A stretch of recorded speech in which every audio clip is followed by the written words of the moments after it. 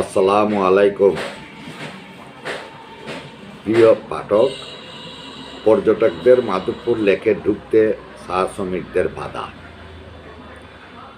মৌলভীবাজারের কমলগঞ্জ উপজেলার মাধবপুর চা বাগানের ভেতরে থাকা মাধবপুর লেকে পর্যটকদের ঢুকতে দিচ্ছে না রাষ্ট্রীয় মালিকানাধীন চা বাগানের এনটিসি শ্রমিকরা।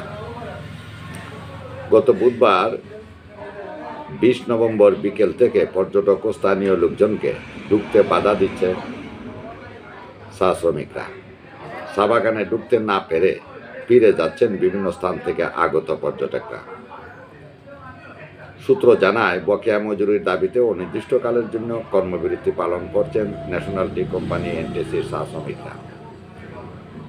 এনটিসির 12টি চা বাগানের শ্রমিকরা কাজে যোগ না দিয়ে কর্মবিরতি পালন করছেন। আন্দোলনরত শ্রমিকরা জানিয়েছেন, তাদের প্রাপ্য মজুরি না পেলে কাজে যোগদান করবেন না। পাশাপাশি মাধবপুর লেকও বন্ধ থাকবে।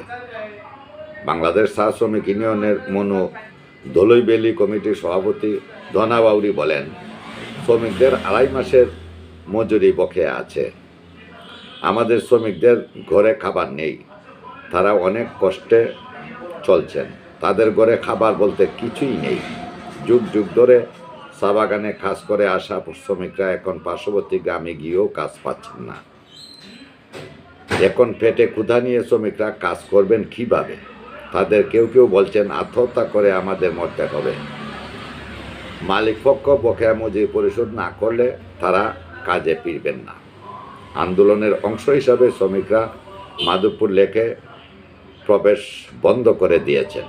এ বিষয়ে এনটিসির জিএম কাজী আমদাদুল হক বলেন, শ্রমিকদের মজুরি দেওয়ার জন্য আমরা সর্বাত্মক চেষ্টা চালিয়ে যাচ্ছি।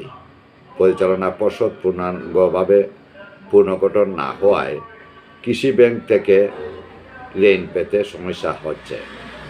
অতি সম্প্রতি পরিচালনা পর্ষদ পুনর্গঠন হয়েছে।